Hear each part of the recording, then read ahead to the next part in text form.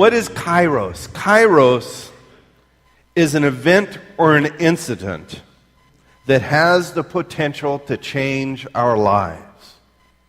It's like when time stands still. A Kairos moment can be a positive thing or a negative thing. It's a point in time. We're in one right now. When you go out and what's one of the funnest things that you do? Tell me something fun you do.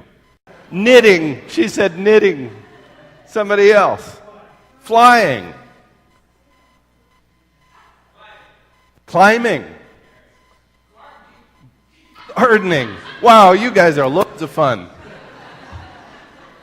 But you know, when you're doing something you really dig, it's like time stands still.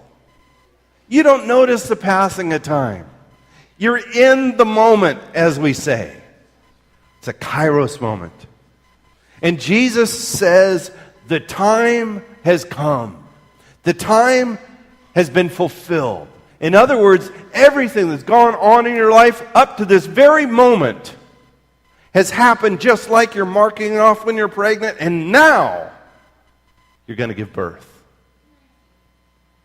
Everything that's happened has led you to this very moment, and God is the one who brings us to Kairos moments.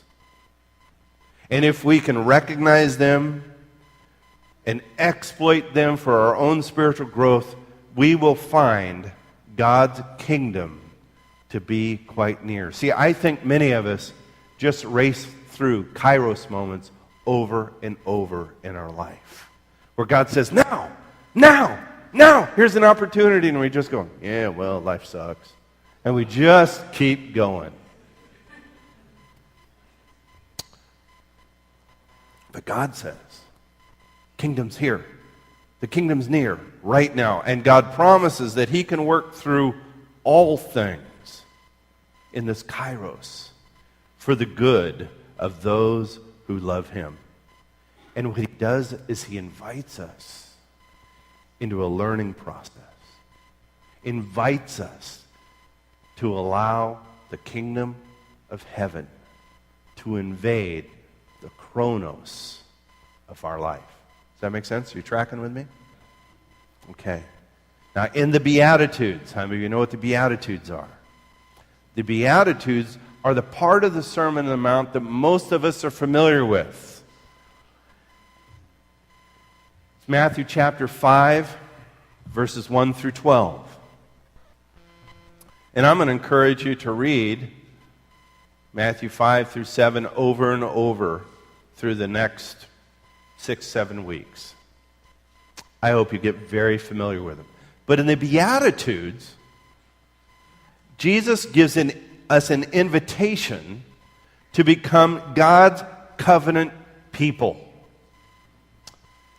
And he says that these are the blessed ones. He says, theirs is the kingdom of heaven.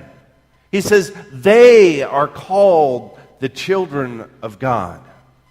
And then in the verses that follow, verses 13 to 20, Jesus describes the challenge of being God's covenant people. And he says, they are the salt of the earth, and they are the light of the world. Now, if you look at those two, I like invitations. Oh, blessed are the poor. Yeah, got that one going. You know? But challenges to become, that's different, isn't it? Do you hear the difference? This was a Kairos moment for the people who were attracted to Jesus.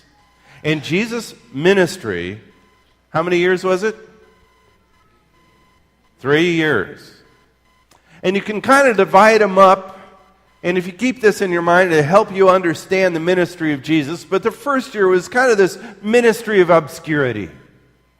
It was local, not too well known, not big crowds. And then the year of popularity, where he's well accepted and the crowds came around.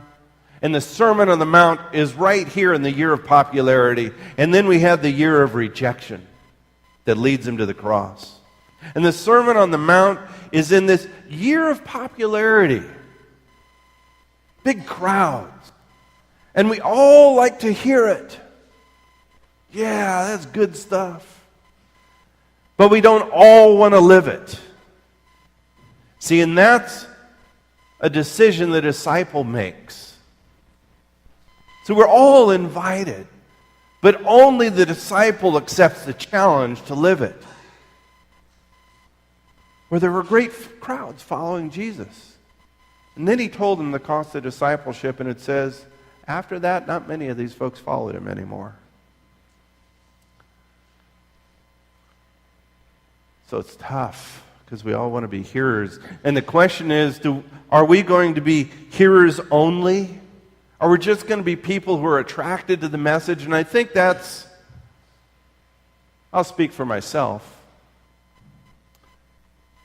I think I like that.